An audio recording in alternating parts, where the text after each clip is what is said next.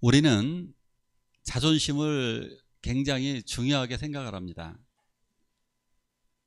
그래서 쓸데없는 자존심 때문에 어떻게 되느냐면 말 한마디에 상처를 입기도 하자.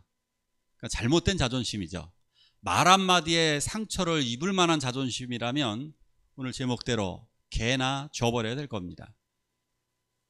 눈을 위아래로 훑어봤다고 나를 우습게 보냐고 눈빛만 가지고도 자존심이 상하기도 하고, 가장 심한 건 차별 대우를 받기만 하면 자존심이 상한다고 또 쉽게 이야기를 합니다. 그러니까 이러한 자존심이라면 정말로 오늘 설교 제목처럼 개나 줘버려야 될 겁니다. 이런 연약한 자존심은 개에게 던져버리는 게 훨씬 더 좋을 겁니다. 이런 건 쓰레기 자존심이라고 좀 말할 수가 있습니다. 자존심, 자존감, 말이 조금 다르죠. 원래는 자존심과 자존감은 비슷한 말인데 사용하는 용례가 조금 달라졌습니다. 원래는 같은 말인데 달라진 건 뭐냐? 자존심은 남하고 비교를 해가지고 내가 좀 나오면 자존심이 올라가는 거고, 남이 나를 깔보면 내려가는 거죠.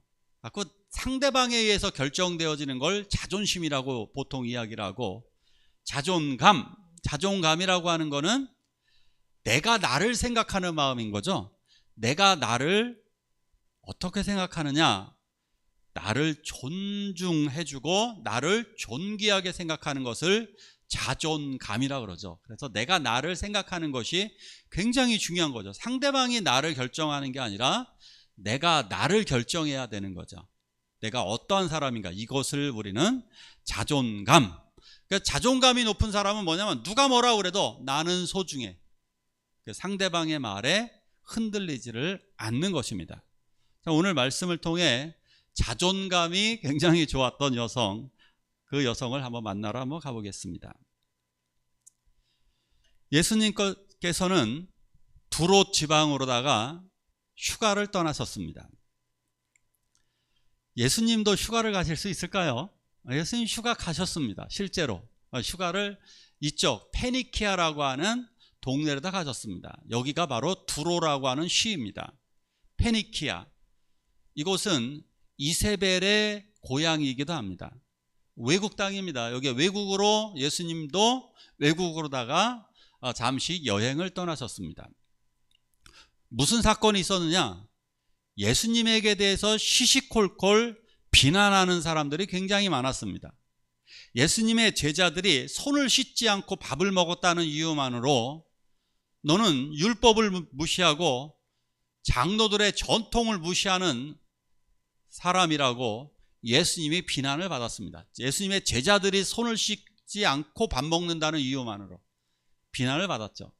여기서 굉장히 중요한 사실 하나를 우리는 발견할 수 있습니다. 교회를 비난하는 것은 예수님을 비난하는 거다. 제가 여러 번 말씀드렸죠. 이웃교회에 대한 비난도 마찬가지고 성도들끼리 비난하는 것도 하나님은 기뻐하지 않습니다. 왜냐? 그것은 하나님의 아들, 딸들을 비난하는 것이기 때문입니다. 그러니까 예수님은 여기에 대해서 굉장히 분노하셨습니다. 그래서 여기에 대해서 그냥 정확하게 응징을 하셨습니다. 말씀으로 응징을 해 주셨습니다. 근데 예수님도 스트레스를 받으셨던 것 같습니다. 예수님은 스트레스 받을 수 있을까요? 없을까요? 어떨 것 같아요? 예수님은 스트레스 받을 수 있다, 없다? 있죠. 왜냐? 예수님이 십자가를 지실 때 이렇게 말씀하셨어요. 내 마음이 심히 고민하여 죽게 되었으니. 성경은 또 그렇게 하죠. 고민하고 슬퍼하사. 예수님은 고민도 하시고 슬퍼하기도 하시고 화를 내기도 하셨었거든요. 그렇기 때문에 예수님도, 인간으로 오신 예수님도 고민이 있을 수밖에 없다. 그러니까 스트레스가 존재할 수밖에 없다. 그래서 예수님이 한적한 외국 페니키아, 여기 시리아입니다. 시리아에 있는 페니키아의 한 두로라고 하는 도시, 한적한 집에 들어가셔서 거기서 쉬고 계셨습니다. 요건 두 가지 실수가 있는 거죠. 예수님에게 끊임없이 찾아왔던 사람들이 누구예요? 예수님을 비난하는 사람들과 예수님의 얼굴을 보고 싶었던 사람들, 또 하나는 환자들이죠. 환자들. 많은 사람들이 예수님 앞에 너무나 많이 찾아왔기 때문에 예수님은 시달리셔서 한적한 이곳에 가셨습니다. 그런데 어떻게 알았는지 예수님이 계신 곳에 소문이 났습니다. 여기에 이스라엘의 위대한 선지자가 왔다라고 하는 소문이 퍼져서 그곳에 한 가나안 여자, 바로 페니키아 지방에 살고 있는, 페니키아에 살고 있는 가나안 여자 하나가 와서 예수님에게 자기 딸을 고쳐달라고 요청을 했습니다. 이 여자의 믿음 되게 좋았습니다. 이 여자가 이렇게 이야기를 합니다. 주 다윗의 자손이여. 주님이라고 고백을 하고요, 다윗의 자손이라고 고백합니다. 이거 놀라운 고백입니다. 외국 여자의 입에서 주님이라고 고백을 하고 다윗의 자손이여 라고 고백하는 것은 이 분이 이스라엘의 구원자다라고 하는 것을 공식적으로 말을 해준 겁니다.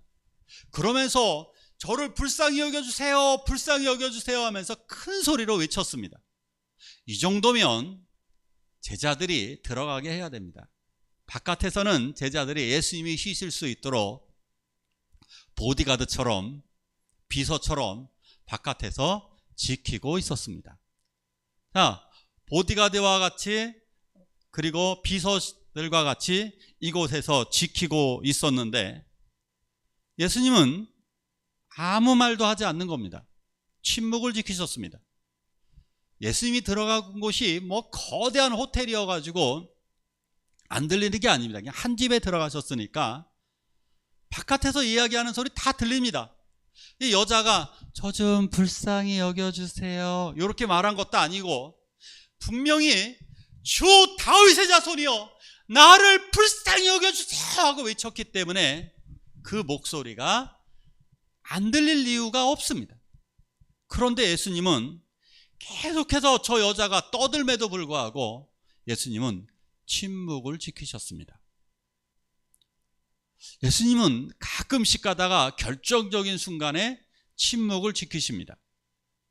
간음한 여자가 있었을 때도 간음한 여자를 처벌해 달라고 하는 그 부탁에도 침묵을 지키시며 그림을 그리셨습니다. 땅에다가 글씨 무엇인가 그리고 있었죠. 지금도 또다시 침묵을 지키고 있습니다. 왜 그럴까요? 예수님의 침묵에는 이유가 있습니다. 바로 인내를 지켜보려는 것이죠. 때로는 우리들의 기도 소리에 침묵하실 때가 있습니다. 거기에는 하나님의 뜻이 있습니다. 그러니까 하나님의 침묵, 예수님의 침묵을 우리는 그 순간은 기다려야 될 시간인 것입니다. 그러면서 오히려 예수님은 바깥에서 들릴 정도로 이렇게 제자들이 와서 몇 명이 와서 이렇게 얘기합니다. 예수님, 저 여자 지긋지긋해요. 그냥 보내버리든지 들어오라 그러든지 결정을 해주세요. 그랬더니 예수님이 오히려 큰 소리로 이렇게 말씀하십니다. 나는 이스라엘 사람을 위해 왔다. 정확하게는 난 이스라엘 사람, 길 잃어버린 이스라엘 어린 양을 위해서 왔지 나는 다른 목적으로 오지 않았어 라고 얘기합니다. 나는 이스라엘 사람을 위해 왔어 라고 이야기합니다. 저 여자를 가라고 하는 얘기죠. 너는 외국 여자이기 때문에 나는 당신을 돌볼 수 없소이다 라고 공식적으로 큰 소리로 말한 겁니다. 그러니까 가시오 라고 이야기하는 겁니다. 뭐 병원으로 치면 이거죠. 문 닫았습니다 이겁니다. 예수님은 왜 이렇게 말씀하셨을까요? 예수님에게 1순위는 온 유대와 사마리아와 땅끝 점점 멀어집니다. 더 쉽게 이야기할게요. 예수님의 1순위는 가족입니다. 가족. 우리들에게 1순위는 누굽니까? 가족입니다. 가족을 위해 우리는 존재하는 겁니다. 2순위는 누구예요? 나라입니다. 유대, 사마리아, 그 다음에 땅 끝까지입니다. 이 동시몬적 구조, 작은 원, 좀 더 중간, 더 큰 원을 우리 그리면서 나아가는 겁니다.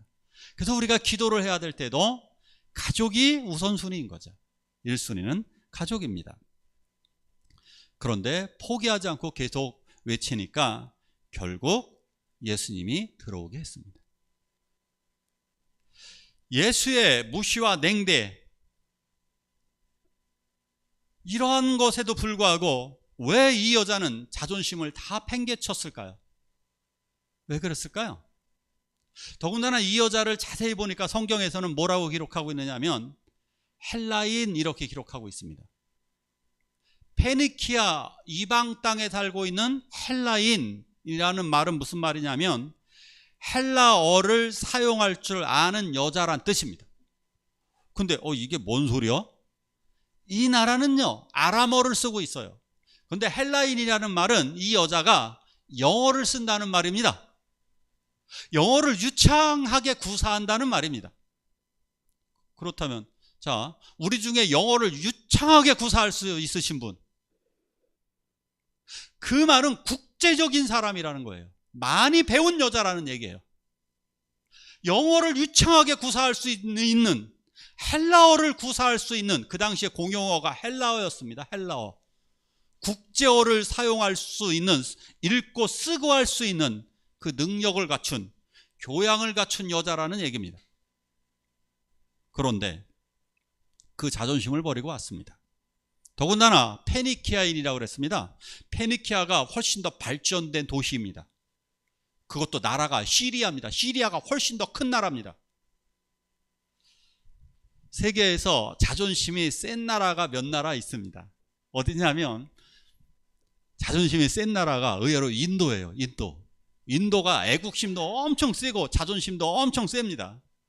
그런데 세계 사람들이 무시하는 사람이 인도입니다. 인도는 어떻습니까? 인도 사람은 더럽습니다. 인도 사람들은 이 더러운 손으로다가 용변도 닦고 이거로다가 지저분한 것들 다 만지고 요리도 그냥 막 하고 그러죠. 그런 상황들 많이 보여지죠. 우리가 인도 사람이 세계 다른 나라 사람을 무시할지 모르는데 우리는 더 무시하는 거죠. 세계 사람들은. 당시에 이스라엘 사람들은 외국인을 더럽다고 무시를 했습니다. 그런데 외국인들이 보기에는 니네들이 더 무식하고 더 바보고 더 더럽다 이렇게 생각하는 거예요. 이거 비슷한 거예요. 그러니까 이 여자의 입장에서는 사실은 이스라엘이 저 아래로 보입니다. 저 아랫사람으로 보이는 겁니다. 우리가 인도 사람을 우러러 봅니까? 절대 안 그렇죠. 아래로 보죠. 이 여자 입장에서 예수님은 천한 민족입니다. 그런데 그 예수님 앞에 무릎을 꿇었습니다. 놀랍죠. 예수님 앞에 무릎을 꿇고 엎드렸습니다. 발 아래 엎드렸습니다. 왜 그랬을까요? 딸을 위해서입니다. 딸을. 여기 말씀을 보니까 더러운 귀신 들린 어린 딸, 원어로다가는 흉악한 귀신이 들린 어린 딸. 장애가 있는 자식들이 있고 자식들 중에 문제가 있는 분들이 있습니다. 그죠? 자식들이 못된 짓을 하기도 하고 우울증에 걸리기도 하고 자식들이 장애가 있기도 하고 머리가 좋지 못하기도 하고 언어 장애가 있기도 하고 공부하는 게 늦어지는 아이가 있고 약간 문제가 있는 자식들이 있습니다. 장애가 있는. 그런데도요, 잘 생각해 보십시오. 정신병자, 좀 심한 말 할게요. 미친 놈을 둔 부모가 제일 고통스럽습니다. 그죠? 자, 앞을 못 보는 아이가 있다고 치자고요. 안 못 보고 못 듣는 사람, 자식과 교감할 수 있을까요? 없을까요? 여행 같이 할 수 있을까요? 없을까요? 여행 가능합니다. 같이 식사도 가능하고 다 가능합니다. 다 돼요. 사회생활도 됩니다. 맹인들도 사회생활 하십니다. 청각장애인도 사회생활 합니다. 지체장애인도 사회생활 합니다. 모임도 갖습니다. 정신병자는요? 귀신 들린 사람은 뭐 할 수 있는 게 있습니까? 교감이 이루어집니까? 직장생활을 할 수 있습니까? 결혼을 할 수 있습니까? 얘네들이 무엇을 할 수 있습니까? 최고 불쌍하게 그리고 얘네들은 끊임없이 부모가 보살펴줘야 됩니다. 그런데 거기다 주변 사람들의 비난까지 받잖아요. 안 못 보는 분, 잘 걷지 못하는 분은 주변에 위로라도 받아요. 위로. 얼마나 힘들겠어. 그런데 정신병자를 둔 부모는요, 위로도 못 받았어요. 너무너무 힘든 겁니다. 그러기 때문에 이 마음의 상처가 너무너무 크기 때문에 그녀는 자존심을 다 내려놓는 겁니다. 딸을 위해서 자기의 모든, 자기가 더 큰 나라에서 왔고 큰 나라에 사는 사람이고 자기가 더 잘 사는 사람이고 자기가 더 많이 배운 여자지만 딸의 구원을 위해서 예수 그리스도에게 무릎을 꿇고 엎드린 것입니다. 그러기에 저는 이렇게 말씀드리고 싶은 거예요. 자식들의 구원을 위해서는, 우리 가족의 구원을 위해서는 나의 자존심은 개나 져버리기를 부탁드립니다. 그 자존심이 뭐가 필요합니까? 그저 무릎을 꿇는 거예요. 하나님, 나의 자식은 이렇습니다. 나의 자신이 귀신 들렸습니다. 우리들은 자식의 문제를 자꾸 감추려고 그러죠. 창피하다고. 뭐가 창피합니까? 구원이 더 중요하죠. 괜찮습니다. 더 과감하게 기도하십시오. 과감하게 기도하시고 하나님께 내어 맡기시기 바랍니다. 자, 예수님은 그런데 이렇게 말씀하십니다. 같이 읽습니다. 시작.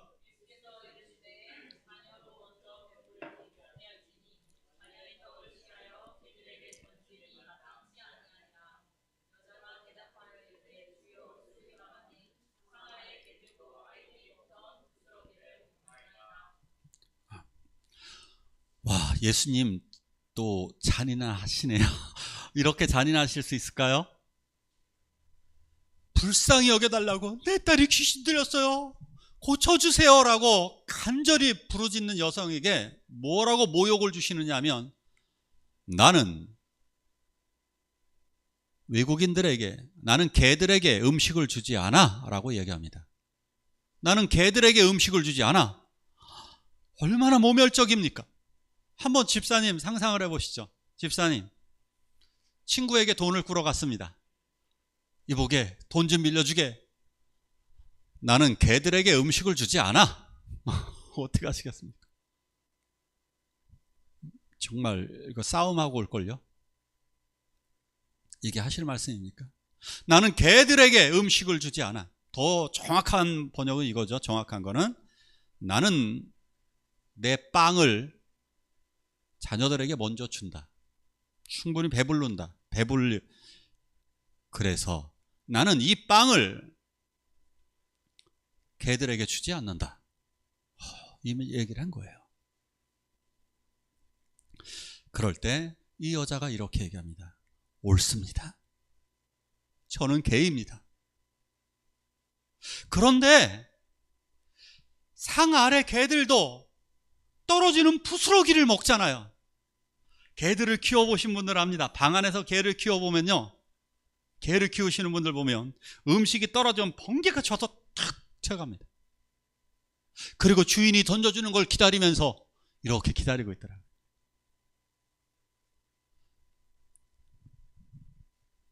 제가 개 키우는 분들 이렇게 보면은 개들이 이렇게 딱 주인이 음식을 먹을 때 보면 이게 참 부담 가게 만들어요. 꼭 쳐다봅니다. 그러면서 음식 언제 던져주나 그때만을 기다리고 있습니다. 그래서 음식을 딱 던져줄 때, 먹다 남은 음식을 던져줄 때 그 개들은 너무나 맛있게 먹어요. 이 여자분 보십시오. 주여, 옳습니다. 나는 개입니다. 예, 저는 개예요. 그런데 개들도 주인의 상에서 떨어지는 부스러기를 먹지 않습니까? 저에게 부스러기 은혜라도 주십시오. 얼마나 놀랍습니까? 자기의 자존심은 개에게나 던져버리고 딸의 구원을 위해서 자기 스스로 개처럼 낮아진 사람, 마치 애완용 개가 꼬리를 흔들면서 주인에게 먹이를 달라고 간구하듯이 저에게 그 부스러기 은혜라도 저에게 주시겠습니까? 예, 선생님 말씀 틀린 거 아닙니다. 예, 저 개입니다. 당신이 저를 개로 생각하는가 압니다. 그러나 주인의 상에서 떨어지는 부스러기라도 저에게 베풀어 주실 수 있겠습니까? 라고 하는 그녀의 간절한 눈물, 이 가슴 속에는 귀신 들린 어린 딸이 남아있기 때문입니다. 이 딸이 더 중요하기 때문입니다. 사랑하는 가족을 위해서는 자기가 낮아질 수 있는 것입니다. 누가 연상됩니까? 잘 보십시오. 이 딸이 누구와 비슷합니다. 누구와 비슷할까요? 누구와 비슷할까요? 힌트. 예수님과 비슷한 거예요. 예수님은 우리를 구원하시기 위해서 낮아지셨잖아요. 마구간으로 오셨잖아요. 사람들에게 모멸과 비난을 받으셨고 가장 더러운 십자가에서 못 박혀서 죽으셨잖아요. 수치와 모욕을 당하셨잖아요. 낮아지신 예수 그리스도처럼 이 여자도 자기가 배운 교양, 자기가 가진 돈, 자기가 가진 모든 것을 다 내어 던져버리고 자존심을 다 던져버리고 예수 앞에 무릎을 꿇고 저는 개입니다. 근데 여기서 예수님이 개라고 하는 단어가 개 두 가지 종류가 있어요. 외국에서 부르는 개.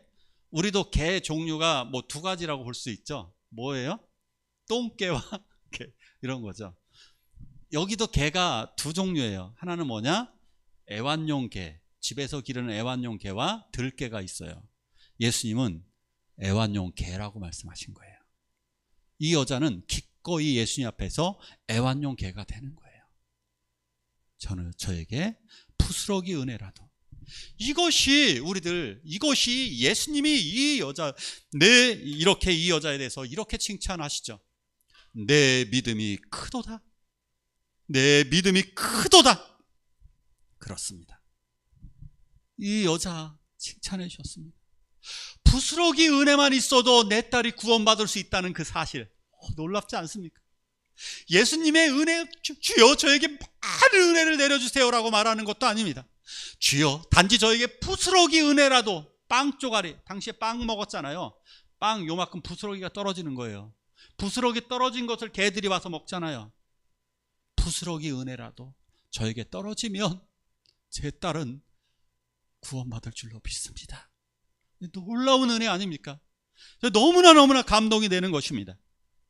그러기에 예수님은 감탄하셨습니다. 예수님이 이렇게 칭찬하신 사람 별로 없습니다. 백부장에게 이렇게 칭찬하신 적이 있죠. 내 믿음이 크도다. 단지 말씀만 하옵소서라고 백부장이 말했죠. 말씀만 하라고. 근데 지금도 똑같이 얘기하고 있잖아요. 부스러기 은혜라도 저에게 주시기만 한다면 제 딸은, 보통 믿음이 없는 사람은 이렇게 얘기했죠. 오셔서 간절히 손을 놓고 좀 귀가 좀 통하라 간절히 기도해 주기를. 그러나 그거 아닙니다. 주여 이곳에서 부스러기 은혜라도 능력의 말씀으로 치료하여 주십시오. 그럴 때 예수님, 내 믿음이 크도다. 내 소원대로 되리라. 아멘. 놀라운 일이 벌어졌습니다. 내 소원대로 되리라. 다른 말도 필요 없으셨어요. 내 소원대로 치료되리라. 그 말을 초월적으로 시공간을 초월해서 선포하시는 순간 그녀가 집에 가보았습니다. 집에 가보았더니 딸에게 귀신이 떠나가고 딸이 평안하게 누워 있었습니다.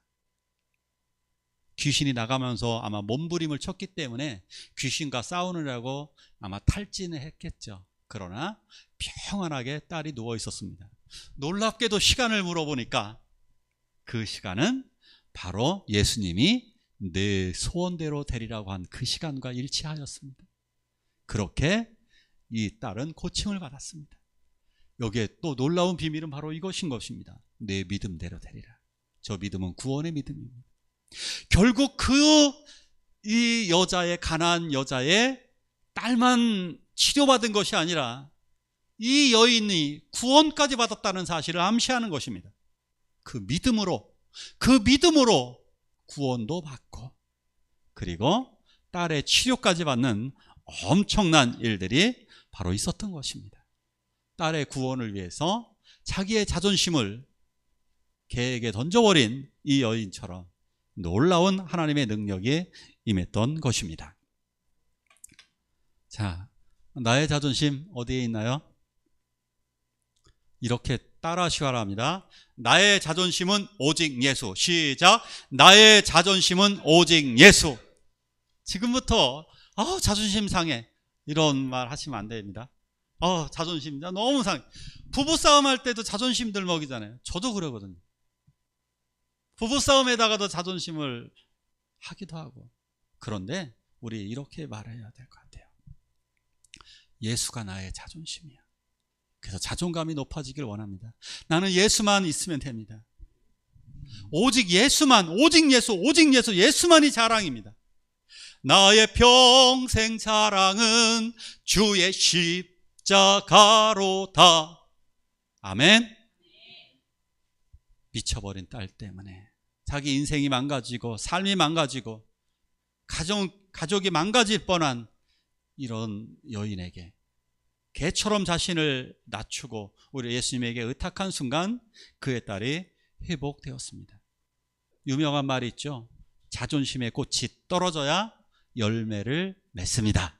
꽃이 떨어져야 열매를 맺듯이 자존심의 꽃이 떨어져야 우리는 비로소 구원이 시작되어지고 구원이 완성되어지는 것입니다. 나아만 장군은 문둥병자였지만 그가 모든 자존심을 다 버리고 자기가 입고 있던 훈장을 입고 있던 그 옷을 벗고 벌거벗고 어린아이처럼 낮아져서 낮은 요단강으로 내려갔을 때, 낮아져서 7번 몸을 담글 때에 비로소 나아만 장군의 문둥병이 치료가 되었습니다. 진정으로 낮아질 때, 우리의 자존심을 다 버리고 예수님 앞에 내어놓을 때 우리들은 놀라운 하나님의 은혜와 능력을 체험하게 될 것입니다. 우리 같이 기도하길 원합니다. 나의 자존심과 자랑을 버리고 오직 주의 십자가만을 자랑하게 해달라고 기도하길 원합니다. 우리 함께 힘있게 주여 주여 3번 부르고 우리 기도하시겠습니다.